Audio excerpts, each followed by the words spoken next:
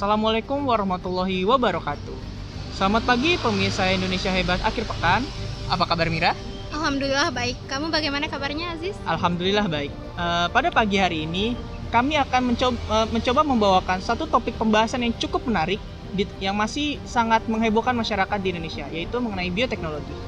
Iya, betul sekali. Selain itu, kita juga akan bersama-sama mencoba menanyakan pendapat mahasiswa mengenai bioteknologi, khususnya dalam bidang pangan dan pertanian. Oke, tapi sebelum kita masuk ke dalam topik pembahasan kita yang utama, berikut kami tampilkan kepada pemirsa sekalian kumpulan-kumpulan isu mengenai bioteknologi yang telah berhasil dihimpun oleh tim redaksi kami. Makan. Suatu kegiatan yang sangat menyenangkan, bukan? Indonesia sendiri sudah dikenal dari dulu merupakan salah satu negara yang memiliki kekayaan kuliner.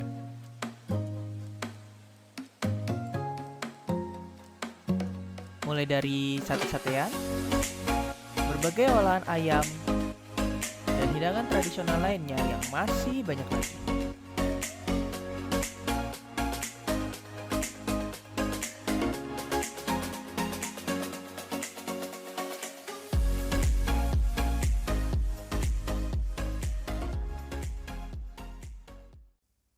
Namun, di tengah kemajuan teknologi pangan dan juga teknologi pertanian, muncul suatu isu yang cukup mengganggu di dunia kuliner Indonesia.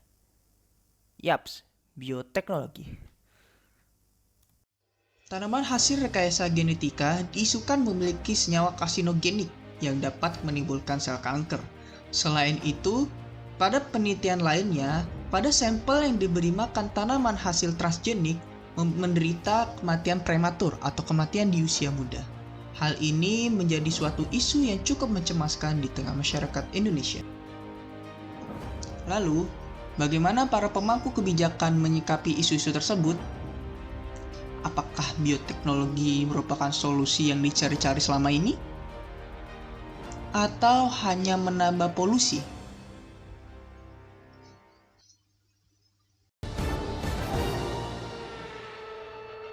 Iya, bioteknologi akhir-akhir ini menjadi sebuah isu yang cukup menghebohkan di tengah-tengah masyarakat Indonesia, ya Aziz? Ya, betul sekali.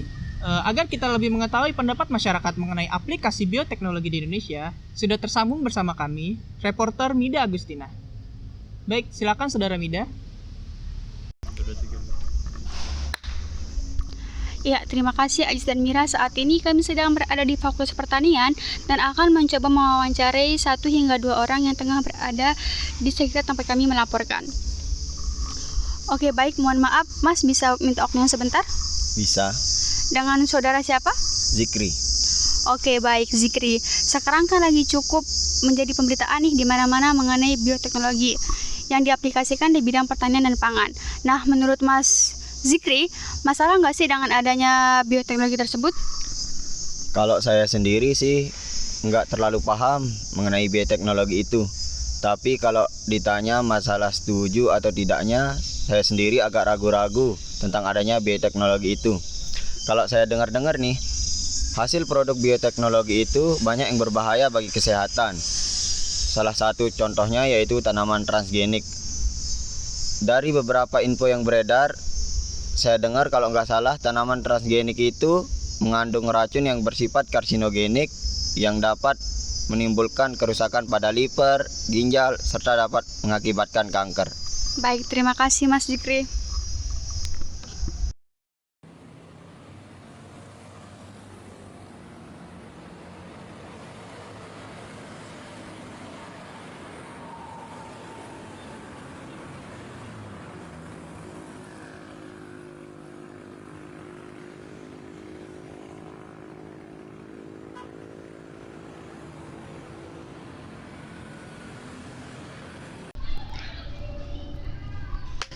Oke, baik, Ajis dan Mira, kami akan kembali mencari narasumber dari mahasiswa mengenai pendapatnya tentang bioteknologi. Apakah bioteknologi itu merupakan sebuah solusi atau hanyalah sebuah polusi? Oke, bisa minta waktunya sebentar, Kak? Bisa. Dengan siapa? Marwan. Oke, Marwan. Sekarang kan lagi maraknya nih pengaplikasian bioteknologi di dunia pangan dan pertanian. Apalagi sekarang lagi marak juga varietas transgenik yang memiliki isu yang miring yang mengiringinya. Menurut Mas Marwan, setuju nggak dengan adanya bioteknologi ini di bidang pertanian dan pangan? Saya setuju dengan adanya bioteknologi. Dari yang saya baca, bioteknologi memiliki berbagai manfaat, terutama dalam bidang pertanian. Bioteknologi dapat menghasilkan varietas tanaman baru yang tahan terhadap hama dan penyakit, memiliki kandungan nutrisi yang lebih tinggi, dan memiliki daya simpan yang lebih lama.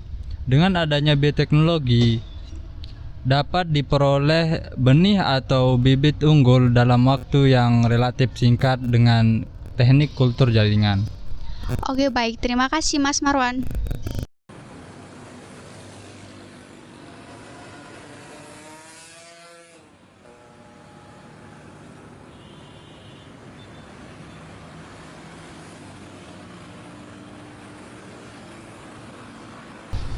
Oke, baik, Ajis dan Mira, tadi kami sudah melakukan wawancara terhadap mahasiswa yang ada di sekitar Fakultas Pertanian. Dapat dilihat bahwa ada mahasiswa yang tidak masalah dengan adanya bioteknologi ini dan juga ada mahasiswa yang masih ragu mengenai bioteknologi.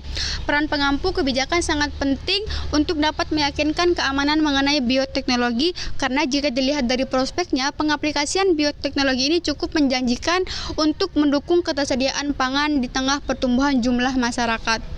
Kami kembalikan ke Ajis dan Mira. Ya, terima kasih reporter Nida Agustina yang telah mengabarkan dari sekitar Fakultas Pertanian Universitas Mataram. Kalau kita lihat, terdapat masyarakat yang masih ragu-ragu mengenai penggunaan bioteknologi, khususnya dalam hal keamanannya. Ya, betul sekali. Pemerintah melalui Badan Pengawas Obat dan Makanan sebenarnya telah melakukan berbagai analisa mengenai produk hasil rekayasa genetika. Hingga tahun 2016, setidaknya sudah ada 21 varietas tanaman hasil rekayasa genetika yang telah terverifikasi dan tersertifikasi. Sehingga masyarakat tidak perlu takut lagi untuk dapat mengkonsumsi tanaman hasil rekayasa genetika.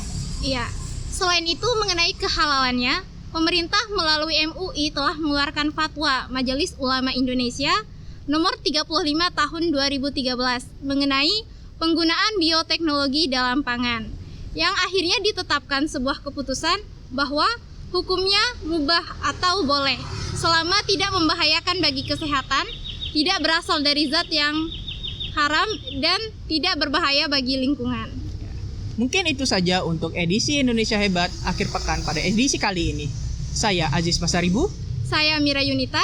Pamit undur diri. Sampai jumpa di edisi selanjutnya.